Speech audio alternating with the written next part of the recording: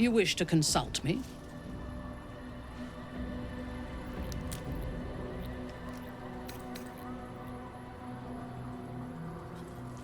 I took up my oath long ago, when I swore bloody vengeance against any who defied Lolth. Now, I myself have sinned against the Spider Queen. Though my faith is shattered, my oath endures. I am sworn to destroy all those who serve the Absolute.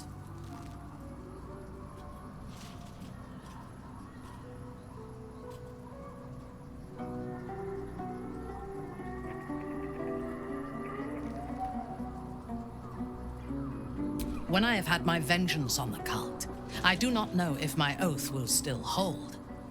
I do know that when I take the Absolute's power, I will not lose control of it as our enemies have. I will harness it to create a more perfect world. Any who object to the laws of that world will have no place in it, of course, and I will gladly eradicate them.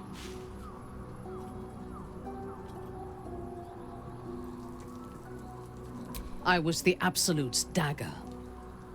I remember every throat that it held me to, and every drop of blood it forced me to spill. I take no responsibility for the lives I took. I did nothing in the Absolute's name. I was merely a weapon that it wielded.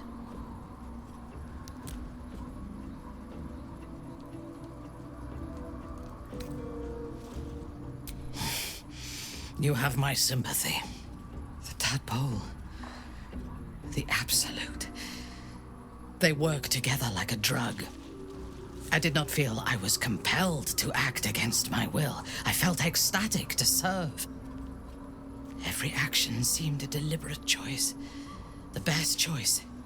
Even though I could no more have resisted its commands than flesh can resist decay. Even rational minds like ours cannot reject such a powerful influence. The Absolute can make the impossible seem inevitable. I fought at his side once, shortly after my conversion. Before the battle, he was everything a general should be. A charismatic leader with a brilliant strategic mind. And when the fighting began, he led his troops from the front and cut through the enemy like a scythe through stalks. Blows and arrows rained down on him, and before long, his face was a mask of blood. But he did not fall. He did not even falter. When we won the day, Ketheric's armor was bent and shattered, but his flesh was unmarked.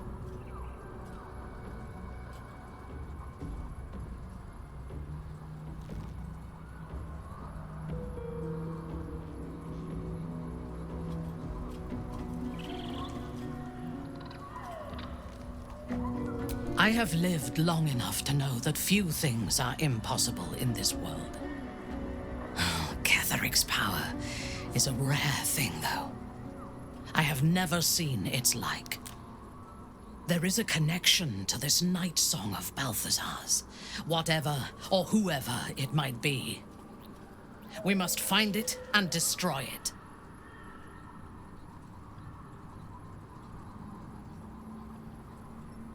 A disparate collection of vagabonds and strays. Did you have anyone particular in mind? She is tolerable, but her faith in the Lady of Loss is poisonous.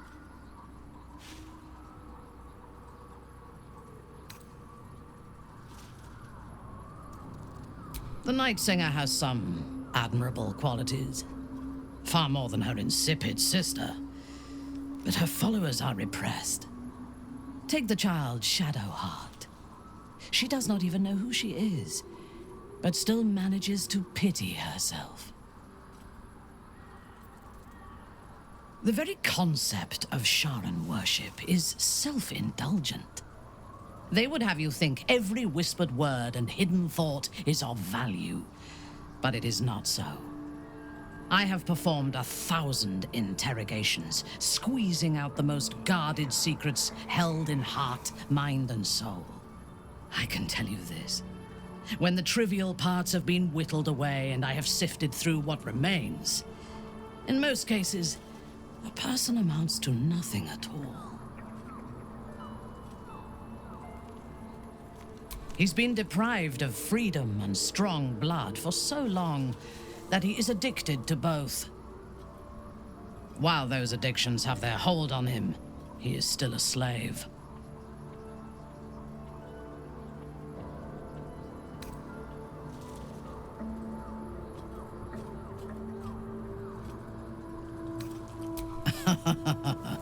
No. He is well aware that I would exsanguinate him entirely if he flashed his fangs at me.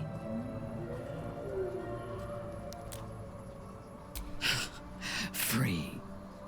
What purpose does he have that does not involve his master? He fears him, he hates him, he dreams of him, and he will either kill him or die trying. Astarion is no more free of Cazador than you or I are free of our tadpoles.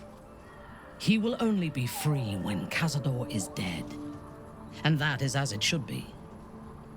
When the time comes, we must hope that he does not only take Cazador's long life, but the power that has sustained him as well.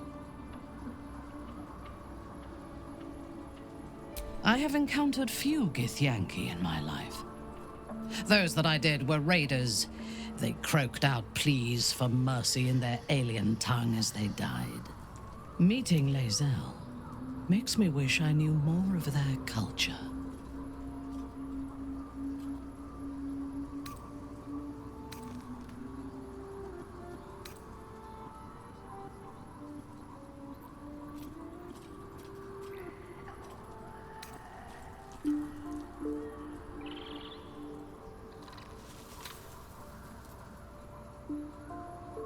To one who only sees the surface of things, perhaps. You should look deeper. In spite of her youth, there is a patience and precision in Lae'zel's thoughts and actions that I admire. Those qualities will strengthen as she matures.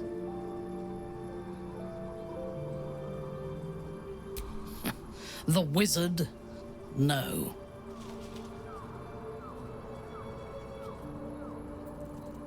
It is pointless. In my experience, the moment they leave their libraries, wizards have the life expectancy of a gnome in a war. Either the enemy recognizes they are a threat and kills them swiftly, or their curiosity leads them to combust while experimenting with the limits of magic. Our wizard is already in a state of suspended combustion, thanks to that orb between his ribs. I suspect it is only a matter of time before he goes up in smoke. I will reserve my social graces for those who might live long enough to appreciate them. He is exceedingly self-righteous. Amusing, considering he bound himself to a devil.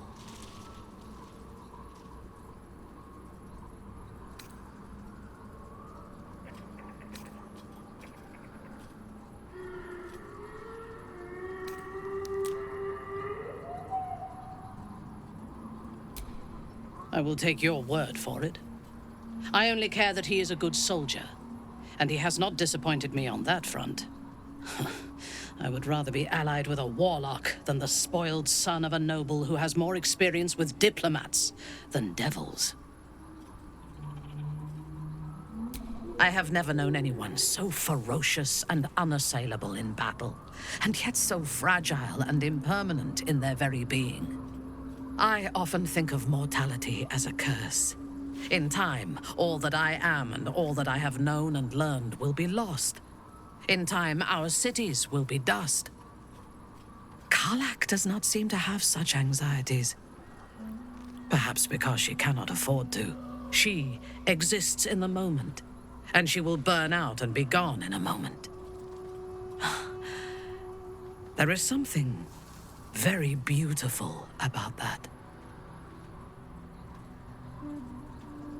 Then speak.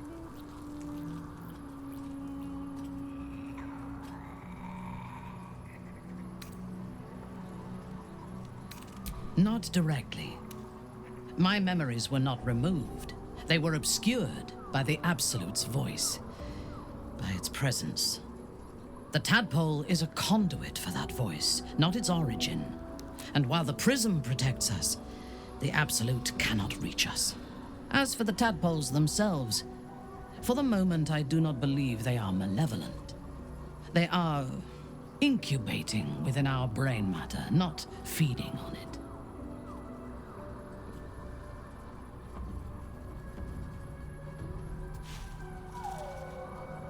Is there a reason you chose me as your confidant in this matter?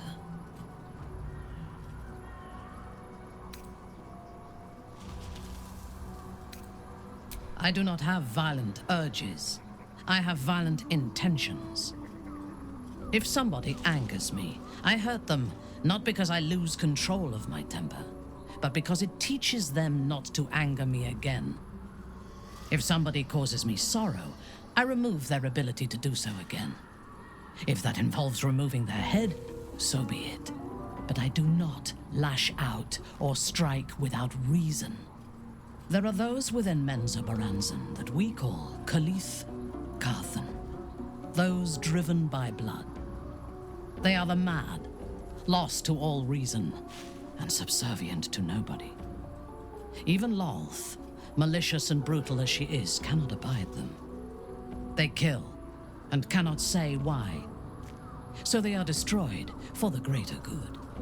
When you speak to me of yearning and urges to kill, I fear you are like them, controlled by a bloodlust that you do not comprehend.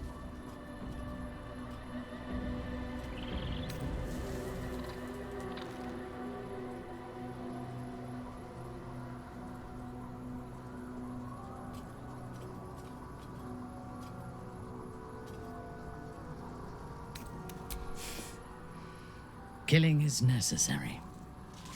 It is good that you can take pleasure in it. Just be sure that your urges do not lead you astray. We have enemies enough for you to sate your lusts on. We do not need to make more because you indulge your every murderous whim.